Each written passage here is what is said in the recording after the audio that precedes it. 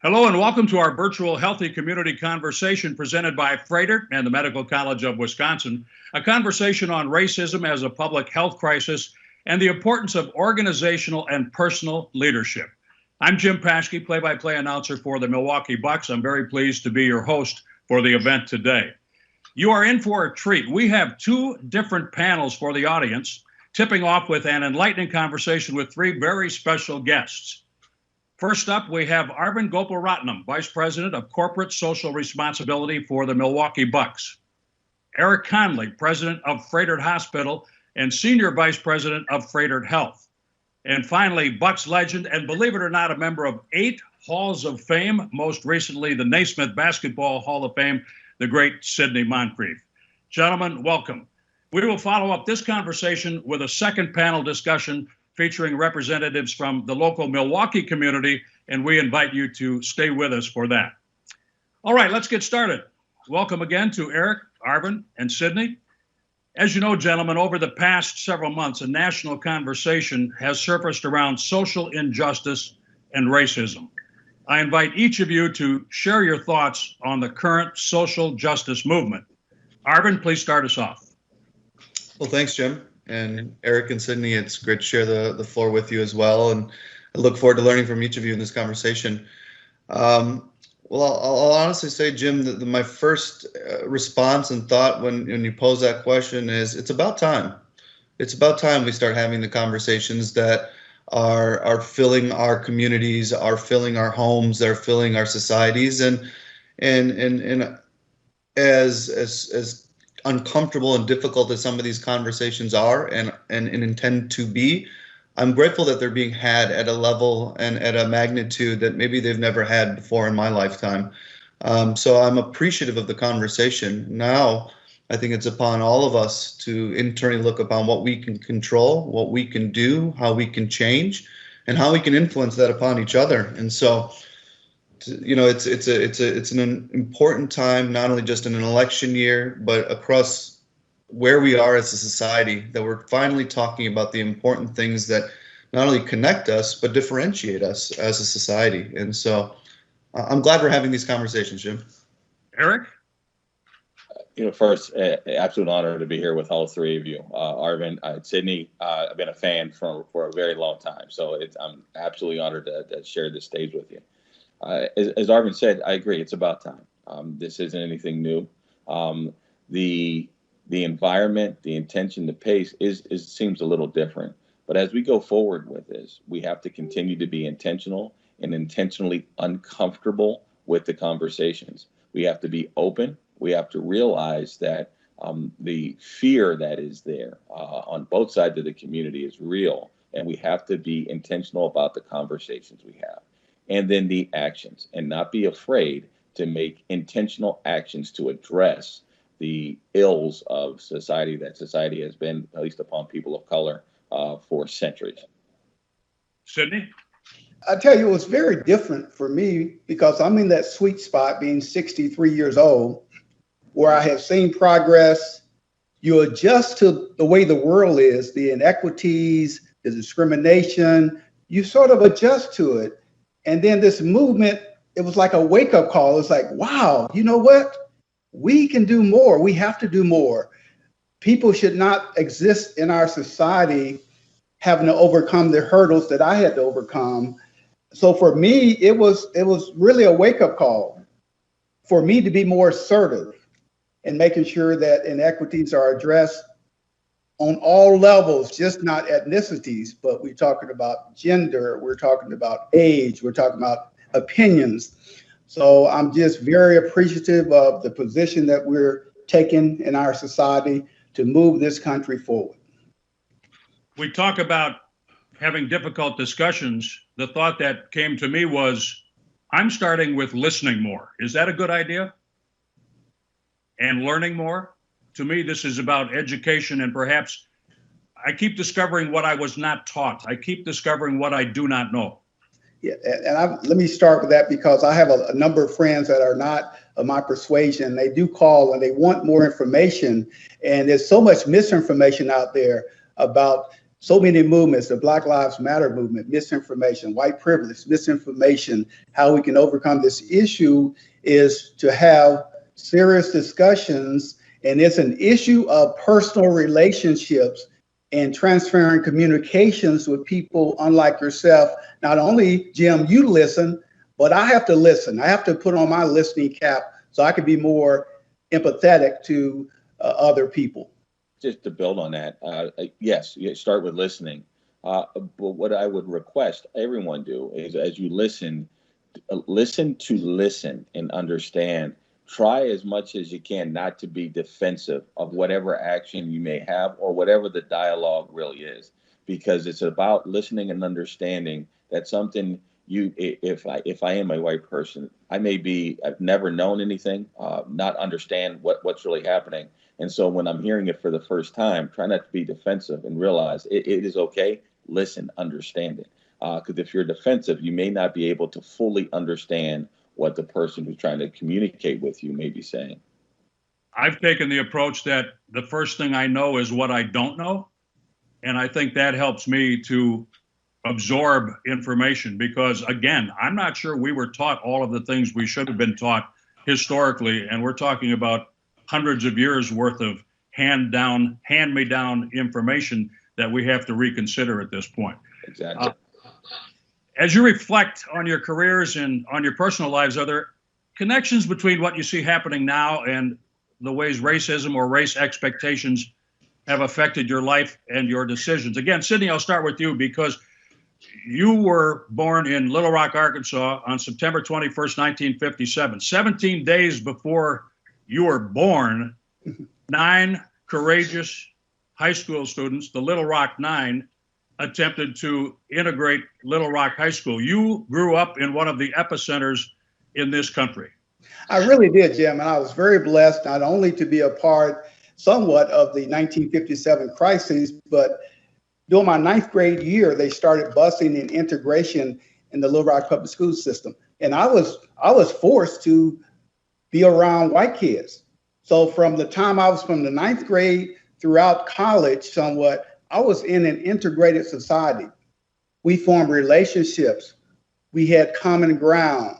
So even though I grew up in a segregated environment in Little Rock, Arkansas, yet it was integrated. So it gave me a different perspective in listening and understanding that people are people. We are one race. We're a human race. And it's nothing like communication. It's nothing like building relationships. It's nothing like working together to make our country better. But certainly I did not have a lot of rough spots, believe it or not, until I became an adult. And it's really chilling to when you see a policeman pull up behind you or anywhere around you, the awareness that you have that you could be profiled. That's a powerful, powerful tool to keep people feeling very uncomfortable. But I want to add something that Eric said, I think is very important, that when we have these discussions, we can't attack people and make them feel like they've done something wrong. We have to listen, we have to learn from one another, and then we have to look to build relationships to move beyond this crisis that we're experiencing. Open your heart and open your mind. Arvind, what are some of your experiences looking back? Yeah, I'm glad you asked, Jim, and I echo everything Eric and Sidney are saying. In addition to listening, I think we also need to remember there's a difference between just listening and having a conversation.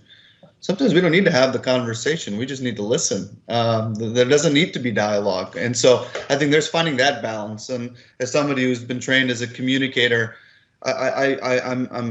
I'm appreciative of the world we're in where voices are now being heard, voices are being shared. And that's maybe what resonates with me right now the most is that voices that are the minority in our communities are finally having an opportunity to be heard in different ways. And I think personally looking at it, I think that's something I've struggled with my entire life is making sure my voice is heard. And I know I speak for myself and others that I know that say, in our society, sometimes we have to communicate differently in order to be accepted by the majority. And so that's troubling at times. It's something we adjust to. And it's something not just minorities adjust to, but everybody adjusts to in our community. But I think I'm optimistic and positive based on the world we're in and how we communicate and a little bit about how it's getting better. that communication can truly lead to some of these changes that we need to see. Well, I've already learned something from you. When I say we need to listen, I'm also going to say we need to hear. Yeah, absolutely. That's the second step. Eric, your thoughts? Yeah, I agree with what Sidney and Arvind was saying. And Sidney, it's amazing. I grew up, my father was a police officer. My uncle was a police officer in the very highest ranking. And you think of one way because of what you're interacting with family. And then as a black male, realizing very quickly as a teenager, when you go outside the home, none of that applies. And how you are viewed absolutely differently for doing the same thing. With the school I went to, I was the only black male, other than my sister and brother and my best friend, K through 12 in the school district, one of 5 families within 10 school districts of similar size. I can honestly tell you that the environment that I was exposed to helped me learn, watch, and help me navigate in my professional career the attitudes and the perceptions that are shared about me without anybody ever knowing me on those things. And so when we are having discussions and I come across people who are willing to listen and understand, just like Sidney said, it's explaining, realizing that this is something that is learned over centuries, and that if we don't have that open dialogue, that open communication, we will never move forward and have progress. I had a conversation with somebody I went to high school with. This was 25 years after high school, and he called me and said, you know what, it had to have been extremely difficult for you going through our high school. I'd like to sit down and talk to you about that and all the things he did that he thought that he became aware of that was wrong, or what he believed was wrong now in his adult life that his kids were seeing going through. And we had a great conversation with that, and he learned a lot more. And the whole intent there was you can't be mad. It was something that was experienced, went through. But now he's able to teach his kids, who can then teach their kids to behave and act differently. Gentlemen, one of the great blessings of my life has been being in the NBA. Arvind talked about being accepted by the majority. In the NBA, the majority is 74% African American. My blessing has been to be in that environment. And when you are exposed and experience different things in life, and you're paying attention, listening and hearing, it becomes a great blessing. And Sidney, you know of what I speak, and it's been wonderful to experience that. So I encourage everyone to move outside of their comfort sphere and to embrace differences. Our friend Kareem Abdul-Jabbar says it better than anyone, in my opinion. I asked him what the bottom line is, and he said, make friends with somebody who does not look like you. And I think that's a great start. Well, let's talk about the NBA, Sidney. We've seen many players and teams using the great platforms that we have in our league to bring awareness to these issues, such as with Black Lives Matter phrases on the back of players' uniforms. We see other social justice phrases on the uniforms at the current time in the bubble. Can you share a little bit about your experience with these topics and how it works in sports? You've been a coach and a player at both the collegiate and, of course, at the NBA level. Yeah, I like the word, and Eric used it, intentionality. And I like what the NBA is doing. They're very intentional about the message they're driving home. Jim, I grew up in the NBA when you were great on the court, but then when you got outside of the court, New York City, Junior, Harvey Catchings, we're trying to catch a taxi cab. You wouldn't know how many times they just zoomed right by me and went to the next person. Boston, Massachusetts on Newberry Street. We're looking for a high-end Oriental rug. We're going down to every door. They would look out the door. You had to ring the doorbell again. They would look in the door, see us, and pull the shades down. LA, Beverly Hills, Mercedes. They would just watch us look over cars. No one would ever help us. So there were two different worlds back then. There was a world within the basketball court that you felt very comfortable. You were looked upon in very high esteem. But then when you stepped outside of that court or that arena, you were treated absolutely different. And it caused me to have more, another word, mindfulness about everything that goes on around me, and not really to be bitter or angry, but to work to change how people look upon groups of people as opposed to an individual. I think the NBA now, they're more aware. Certainly, remember, I'm old school, so a lot of things they're doing now. First, I was scratching my head like, what? But then I realized that protest and change happens in a number of different ways. And I had to open up my mind and say, this is how they want to do it. And it's going to be effective. I have a different way of doing it. Then Arvind would have a different way of doing it. Eric might have a different way. At the end of the day, if everyone does a little bit of something, we're going to start changing this mindset of how people view race in America. I want people to really reflect on what you just said, because to be celebrated at night and looked upon differently during the day, if you will, I can't even imagine what that was like. And I've heard about that and seen slight examples of it in my time in sports, but I just can't comprehend how you got through that and how all the others got through that. Well, it's really sad because I hate to say this, you grow accustomed to it. And pretty soon you accept it for what it is, because you do have enough bright spots to make you say the world is going to be okay. And then you run into these negative incidents that you have to kind of step back and say, oh, hold on. So what this movement has done, it has really put a spotlight on the accountability of it that everyone has. Jim, 80% of my business is through African Americans. That should not be 80 to 85%. And I do very good work.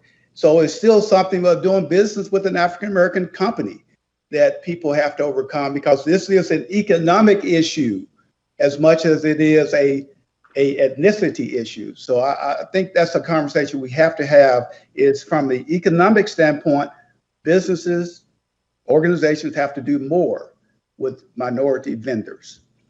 You touched on my next point, but I just want to point out that you have written a book, The Grit Factor, Grit, The Grit Factor in Embracing Diversity and Equity and Inclusion, Taking Ownership of Creating a Better World. Can you give us a brief synopsis of the lessons in the book? I'm sure we've touched on a few already. You really have it. And in a nutshell, I started writing the book about relationships and how you can build better relationships within the workplace. And when this incident happened and the world started exploding, Jim, I had to reconstruct the book to just include this diversity, equity, and inclusion. And I started processing it. And I said, you know what? This is a matter of the heart.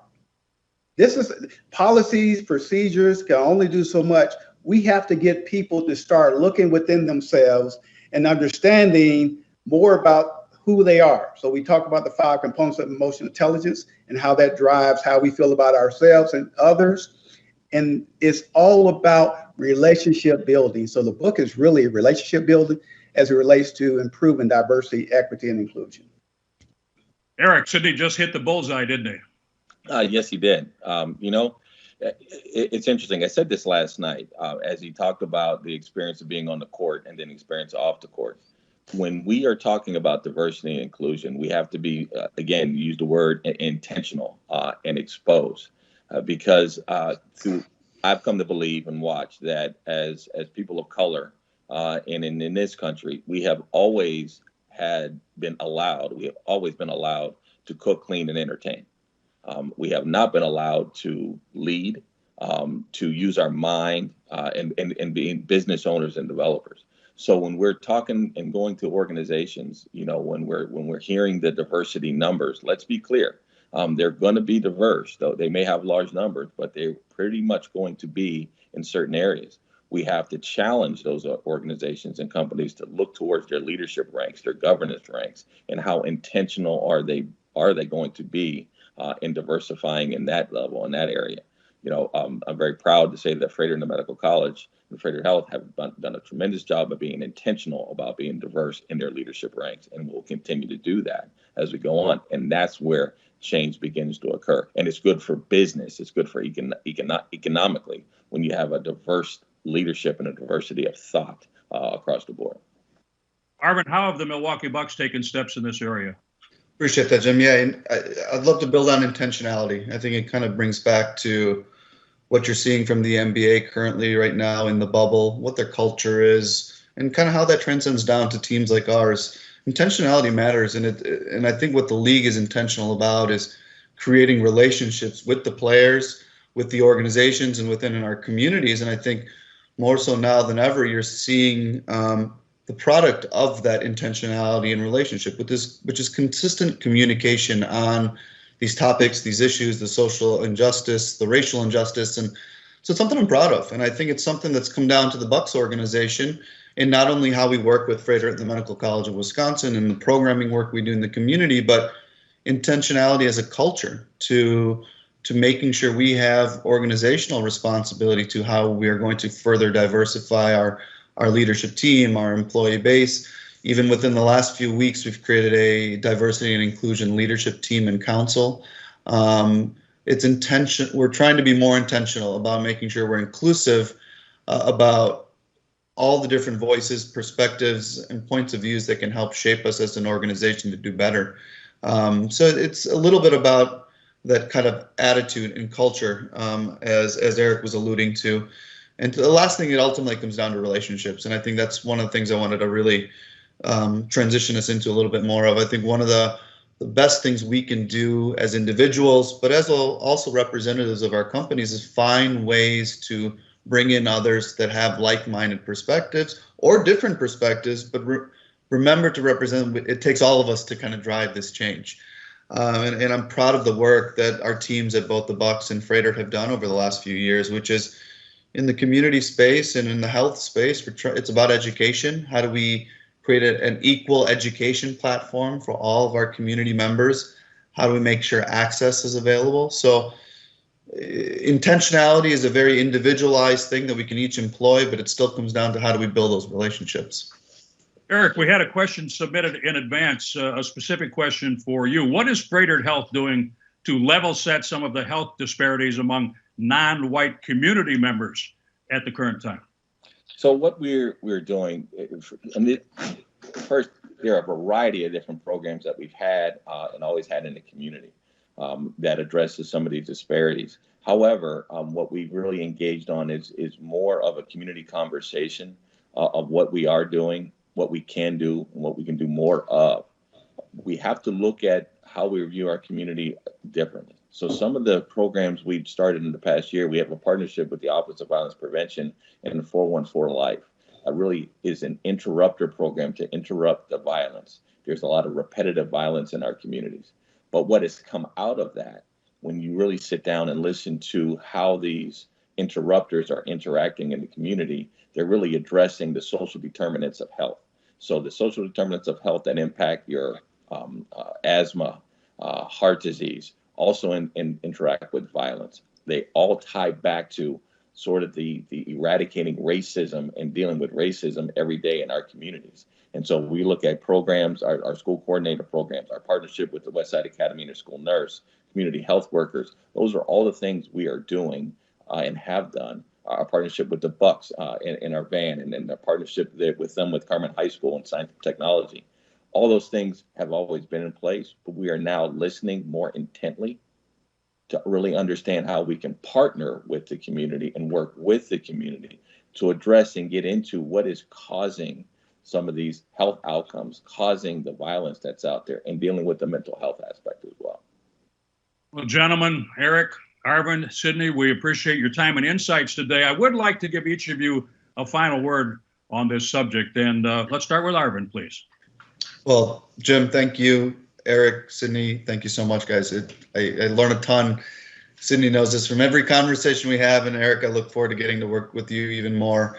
Listen, I would love to just close with, we're at a point in our society and our history where it takes even more collaboration than ever before for us to drive the change we need to see in our communities, both in the social injustice, racial injustice, but more importantly, just in equity across the board in our societies. And so going forward, you're going to see the Bucks through its own channels and through its work with its partners continue to advocate for those voices in our communities being marginalized, but more importantly, continue to advocate for progress and growth, and more importantly, partnership in our communities. So I thank you guys, and I look forward to continuing to work with each of you as we continue to make our society better. Sidney, your thoughts? I'm going to leave with the 3 A's. the 3 A's that I want us to always remember as we take on this diversity, equity, and inclusion fight. Number one, we have to continue to raise awareness to this issue. You can't talk about it enough. You can't do enough.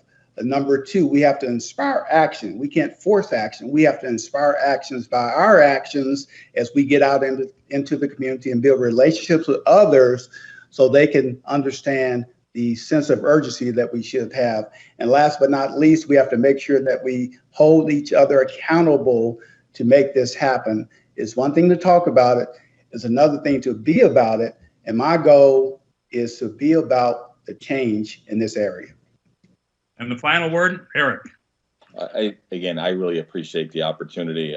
Arvind, I look forward to working with you. Sidney, absolute pleasure. And Jim, it's been great. This is the second event I've had the opportunity to work with you on this. Just echoing everything that's already been said, we have to be comfortable with being uncomfortable. And being uncomfortable is okay. And when we are uncomfortable, realize the way to get comfortable is by having an action and being comfortable taking action on this. We can talk about it. We've talked about this a lot throughout the career. Throughout the country and over decades. Now, we don't want to continue to have these conversations. We want to have action as we go forward.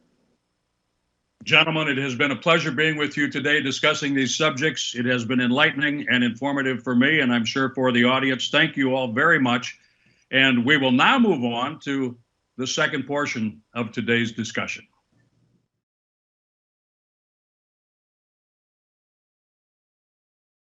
Thank you for staying with us. We're now beginning the second portion of this healthy community conversation presented by the Froedtert and the Medical College of Wisconsin Health Network. A conversation on racism as a public health crisis and the importance of organizational and personal leadership. Let's jump right in and welcome our three panelists today. Their accomplishments are impressive and vast, so these are very brief introductions. Dr. Jeanette Kowalik, City of Milwaukee Health Commissioner. Martina Gollin-Graves, President of Mental Health America, Wisconsin. And Richelle Webb-Dixon, COO at Froedtert Hospital. Our goal here today is to discuss the social detriments of health as well as the impact of COVID-19 on the Milwaukee community. Commissioner Kowalik, we'll start with you. The City of Milwaukee Health Department declared racism as a public health issue. Can you share your background on this? Absolutely. So first of all, when we say racism, it means different things to different people. Some people will automatically dismiss the word because it can cause a visceral reaction.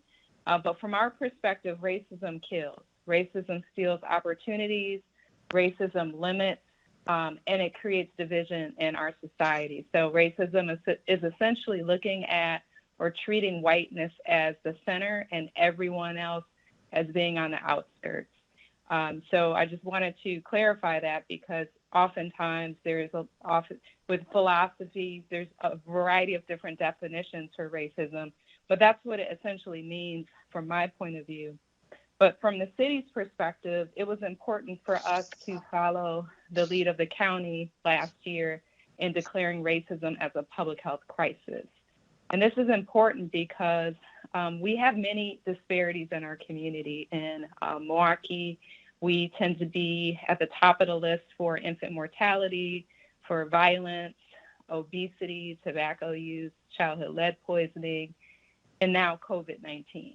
So as we look at the distribution of where these inequities occur, we can trace a lot of this back to 1930s redlining maps, which were meant to segregate or keep Black and white people separate. Also, the quality of land and the types of housing that people had access to, which translates to schools, translates to jobs, translates to access to healthy foods, you name it. So we see all of this as connected. That's why it was important for us to make the declaration, to take a stand to address the elephant in our city and county, and then focus on doing something about it. Once you acknowledge there's a problem, we have an obligation to fix it. We know that this problem has been going on for a long, long time, but we do believe that we are the generation that will be able to do something about it.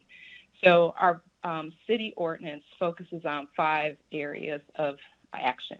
The first is a needs assessment. So all city departments doing a scan of our policies and practices, and what are we doing that is contributing to disparities, and what are we doing that's helping to tear them down. Then this information goes to the Equal Rights Commission, which is responsible for developing a report, and that report will be used to guide how we're going to function as a city. The following action items are essentially related to our hiring practices, professional development and coaching opportunities, advocating for health policies that will focus on eliminating disparities, and then encouraging other jurisdictions to follow through and also declare racism as a public health crisis. We're looking at doing this to create a movement, if you will.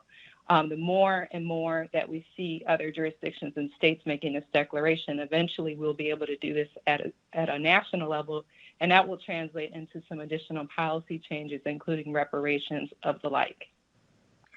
Thank you very much. Richelle and Martina, can you share some of the ways you see these social detriments playing out with the populations that you serve?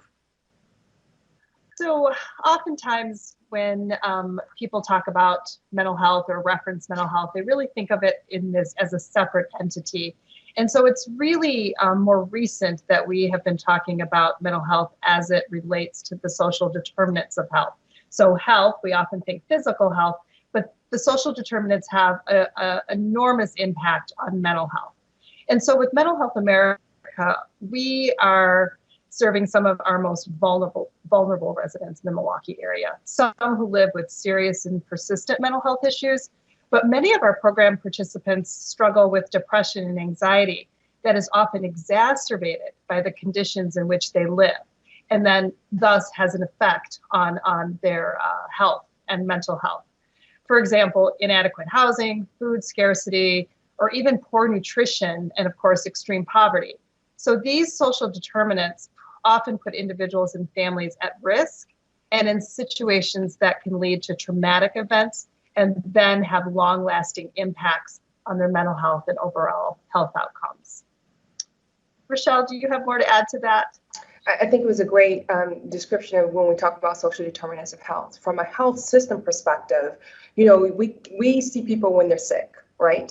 But we know that when we treat the physical ailment, there's much more that's going on, right? What are you sending them back to? So once you discharge them from the facility, do they have a home to go back to? Do they have healthy food? Do they have access to transportation? There are so many other social constructs or structures that you need to support someone to be healthy. That's when we talk about the social determinants of health.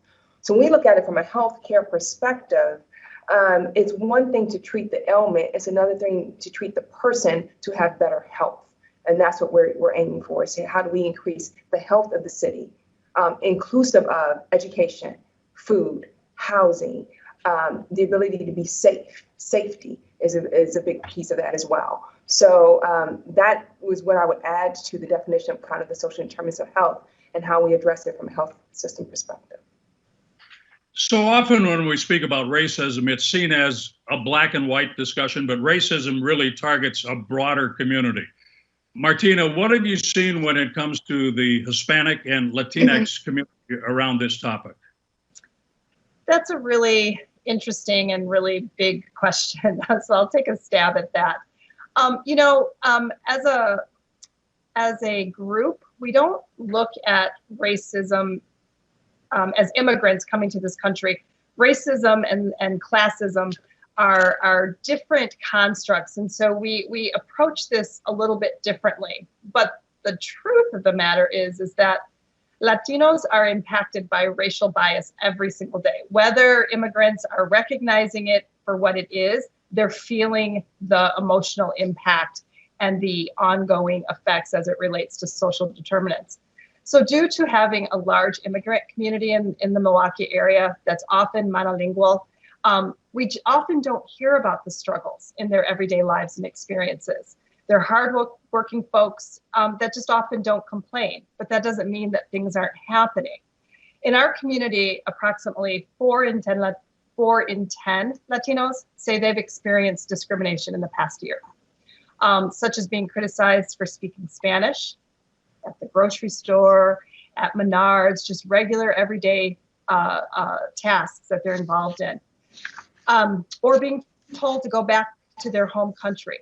What we know is that these experiences are more likely among those who say others see them physically as being Latino. So features, skin color, than those who might be perceived as not being Latino and who the dominant culture might identify as being white.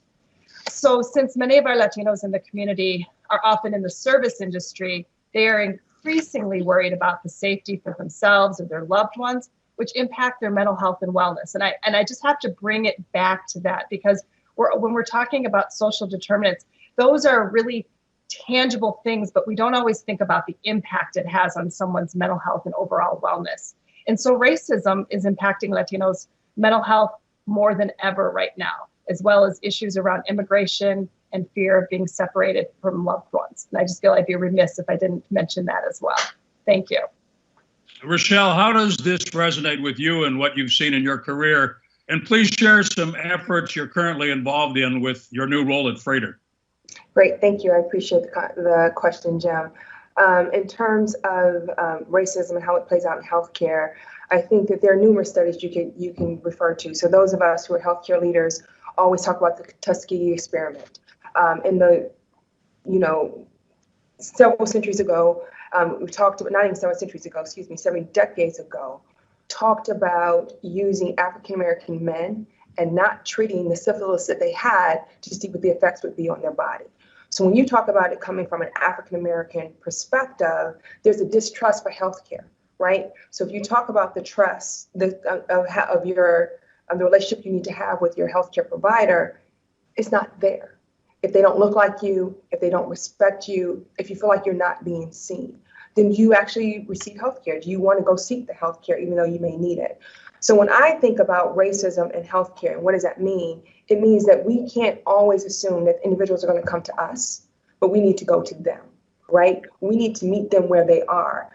And you asked me for examples of that. I think one great example of that is G's Barbershop, right? Where he has a health clinic inside the barbershop. That's important. Why is that important? Because African-American men are going to get their hair cut, right? If you're there and you're having a conversation with the person who's cutting your hair, and we can talk to them, or they can talk to them about some health issues, right?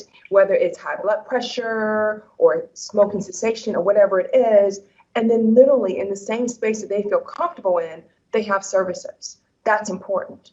We also think about it in terms of school, right? If you're in school, and maybe you don't have transportation or you don't have a relationship with a physician, a primary care physician, can you still seek services? So from a Froedtert Health perspective, Froedtert Hospital perspective, we have partnerships in schools with community organizations to meet our constituents, our clients where they are. Now, I purposely didn't say patients, right? Because when we talk about health, you're patient once you're an inpatient, once you're inside our facilities, but you're our consumer. Otherwise, you're a consumer of health. And so how do we meet you where you are and provide those services there? Dr. Kowalik, that brings up a question. Richelle was talking about the private sector and reaching out. This is all about outreach. How does that factor into what you're doing in the public sector with the health department? So the health department is a vital resource to every community. So oftentimes when people even hear the word public health, they don't necessarily put 2 and 2 together. There's an assumption that public health is kind of for people that need it as a last resort, kind of like a social benefit or something along those lines. Public health is prevention. So the discipline of public health, when we often talk about healthcare and medicine, public health is supposed to come before someone goes to the hospital. Granted, it could be an accident or something like that. But as far as like chronic illness or disease that's not being managed properly, the public health side of it, the prevention side of it is really, really important to make sure that people are able to maintain a healthy lifestyle. But before that, before they even develop the condition, dial it all the way back to the social determinants of health. Like perhaps they have heart disease or diabetes. There's some things that could have been adjusted in their living environment that could have prevented their development of these conditions. And oftentimes when you dial it back, when you peel layers of the onion back, you find that racism is a root cause for many of these issues.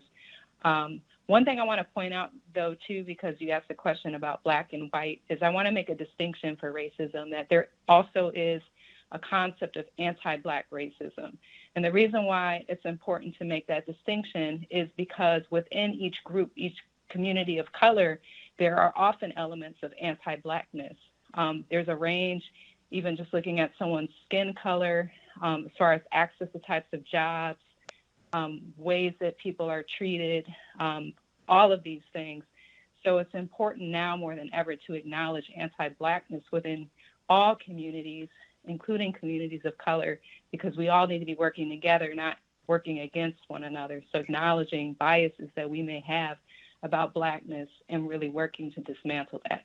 Just like talking about access to care and bias in healthcare, where one patient might receive a different type of medication, if you will, or maybe not medication, but offered some other modalities to improve their health because they appear to be white versus someone that is of darker complexion or someone has a different accent or something along those lines. So I just wanted to make that distinction as far as anti-Black racism and racism at large. But just again, dialing back to public health is about prevention. You often don't see public health until you see a failure in system, like what we're seeing now with COVID-19. A lot of this, what we're seeing, could have been really, really minimized if our national approach to COVID-19 would have been much different.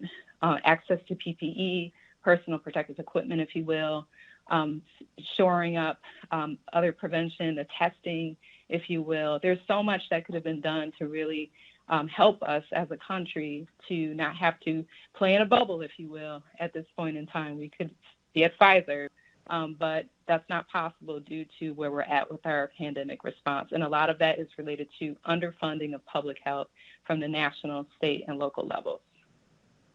Thank you for those important clarifications. And you lead me right to my next question. The cooler months are coming, and we have the normal cold and flu season. How can we expect that to impact or be impacted by COVID-19? We are very concerned about it. We are planning for it now. We're looking at ways to be able to screen for flu and for COVID at the same time. We know that one doesn't have a vaccine and one has a vaccine. So we're really going to promote influenza vaccinations very, very hard this season. We also know that that's also going to be a pilot for when we receive COVID-19 vaccination, being able to roll that out. There might be a possibility of having influenza and COVID in the same vaccination. I'm not quite sure, but nonetheless, we are all on pins and needles waiting for a safe, effective vaccine to be available on the market. We definitely don't want to rush something like this, but we know that the way that we have to live now, wearing masks, distancing, that additional hygiene, all of the things that we're doing right now to prevent the spread of COVID-19, we still have to maintain. That's also going to impact our ability to reduce our transmission of influenza and any other viruses, if you will, as we go into the colder season. So it's just our way of life right now. We just have to dial back to basic prevention and, again, promoting influenza vaccination once it becomes available. Wear a mask, wash my hands. What am I forgetting? What else should I be doing? Distance. Social 6 feet. distance. 6 feet. Yeah. All right. We're trying. We're all trying. I hope we're all trying.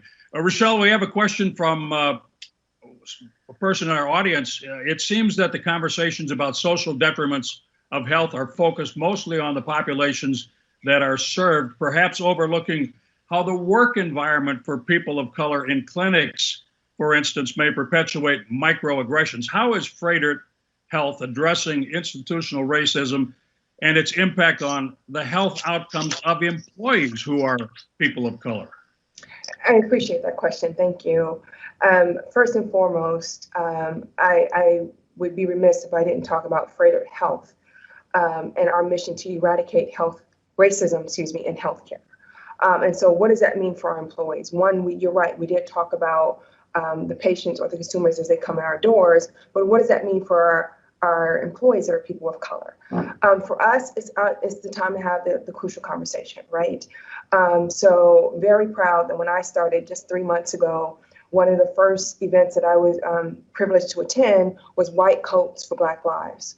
And it was organized by our emergency room physicians and our trauma physicians. And literally we knelt for 9 minutes to just recognize that there was some civil unrest in the community.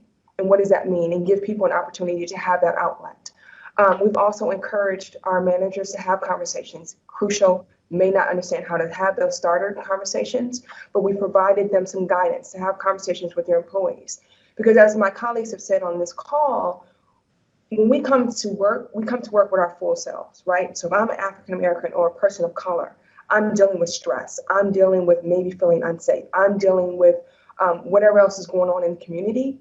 And that doesn't stop when I walk through the doors. So how do you help me to be the best that I can be as an employee, but also recognize that I have things going on in my personal life that impact how I respond? So Froedtert is really taking some serious actions to make sure that not only that we address it from our consumer or our patient perspective, but also from the employee perspective. And we need to create those safe spaces. So we have our director of diversity. We have, and our diversity council is chaired by the CEO, Kathy Jacobson of the system. So it is very serious. It's on everybody's radar. And when you look at the pledge that Froedtert Health made around improving diversity in our organization, there are two great examples. One is Eric Conley, African-American male, is now president of the hospital. And then two, I'm here, part of a plan. And I'm not here because I'm African-American. I'm here because I can do the job, and I happen to be African-American.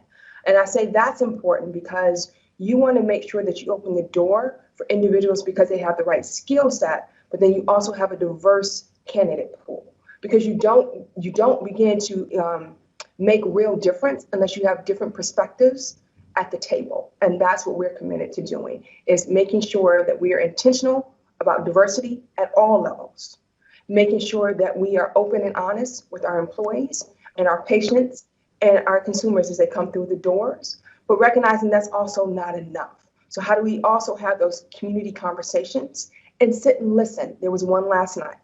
How do we listen to what our communities are saying to us and then go back and have real action, not just lip service, but how do we make a measurable difference in the communities in which we serve? Earlier in the conversation today, Mr. Conley made the point, and it was the great point of the day, I think. This is all about taking personal accountability and how we move forward with these issues. So ladies, thank you very much for your insight today and this conversation. I do want to allow each of you to have a final word. And Martina, I would start with you.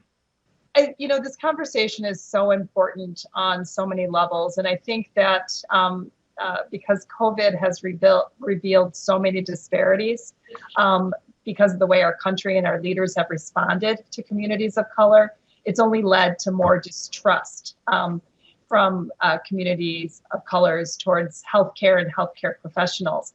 And I want to say that I'm hopeful because our community has really stepped up to the plate around this issue, recognizing that different communities, especially communities of color, are experiencing this pandemic very differently and that it's impacting their mental health. And so because there's been misinformation, which leads to increased risk of spreading the virus, et cetera, there's just been a real concerted effort to partner. MHA in particular has been partnering with trusted community organizers, who actually have the trust of the community. They are spreading the right information, bringing information back, and helping to dispel some of the anxieties in the community. And the reason I want to highlight that because it's Milwaukee at its finest, right? Like really going into the community and hearing and bringing back.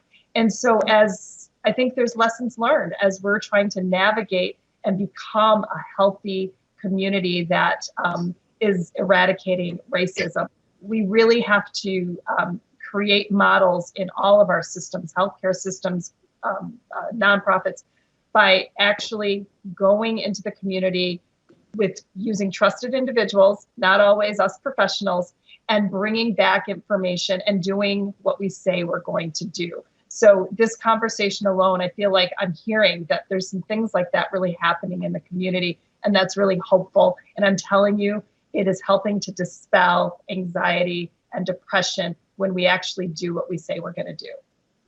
We will consider that the good news. Dr. Kowalik, your final thoughts.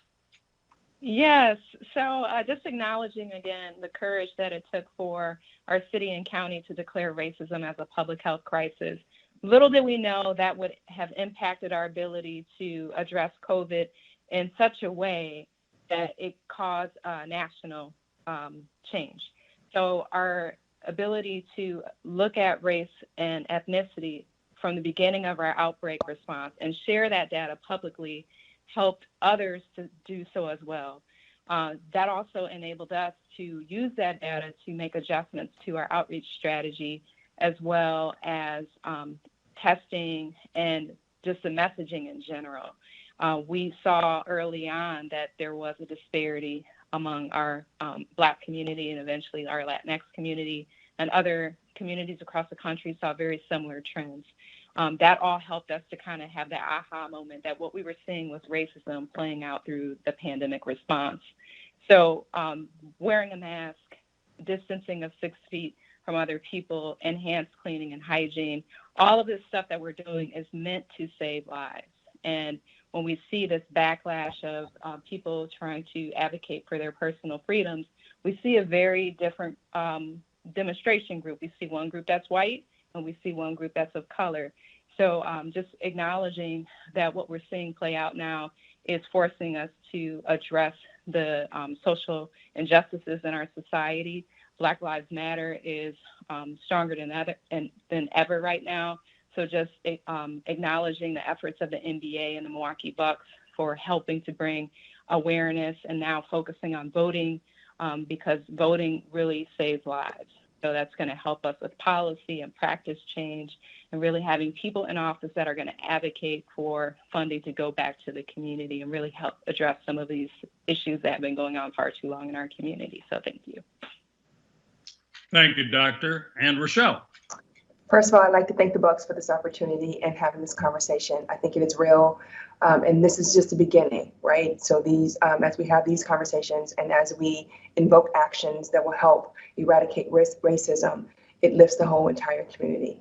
My final statement would really be around kind of from a personal perspective, being blessed that I'm here, and being thankful that I get to work with a health system that is very intentional about its efforts to improve the health of the community and eradicate racism. Not necessarily just saying the words, but being very intentional about our actions to make sure that the communities we serve are better because of our efforts than when we first engage with them.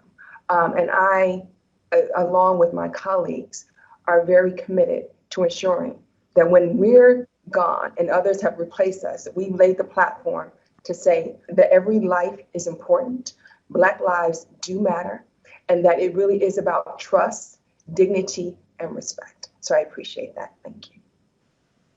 That is a great place to end. Dignity and respect. This has been a great conversation. Thank you, Dr. Jeanette Kowalik, Martina Gollin-Graves, and Richelle Webb-Dixon for your time and insight today. We really appreciate it. We invite our audience to continue the conversation back at your various organizations and community groups, as well as with your family and friends. That's very important. While we are making progress by continuing the conversation, we certainly are not done yet. Thank you to Froedtert and the Medical College of Wisconsin Health Network for hosting this event today. And if I may have the last word, as always, go Bucks.